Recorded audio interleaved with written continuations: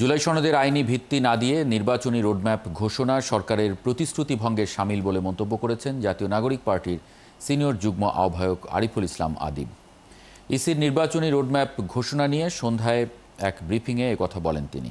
৯০-এর ৩ জোটের রূপরেখার মতো যাতে জুলাই সনদের পরিণতি না হয়, সেজন্য জুলাই সনদের আইনি ভিত্তির দাবি জানানো হচ্ছে বলেও জানান দলটির যুগ্ম সদস্য সচিব আরিফ সোহেল। এদিকে জুলাই পদযাত্রার মধ্য দিয়ে জনগণের মাঝে সুষ্ঠু নির্বাচনের আকাঙ্ক্ষা তৈরি হয়েছে বলে মন্তব্য করেন এনসিপির দক্ষিণাঞ্চলের মুখ্য সংগঠক হাসনাত আবদুল্লাহ। এ নিয়ে উপজেলা পর্যন্ত গিয়ে উঠানের নতুন সংবিধান নামে নতুন কর্মসূচি নেয়ার কথা জানান তিনি।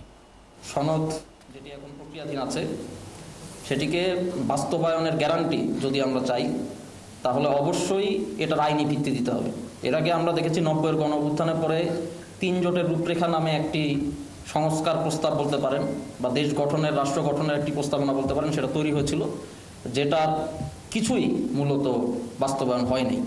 এবং এই কারণেই ৯০-এর গণঅভ্যুত্থানের পরে আরেকটা গণঅভ্যুত্থান আমাদের দেশের জনগণকে করতে হয়েছে, যাতে করে জাতীয় সনদের পরিণতি সেই ৩ জোটের রূপরেখার মতো না হয় সেটা নিশ্চিত করার জন্য আমরা জাতীয় সনদের আইনি ভিত্তি চেয়েছি।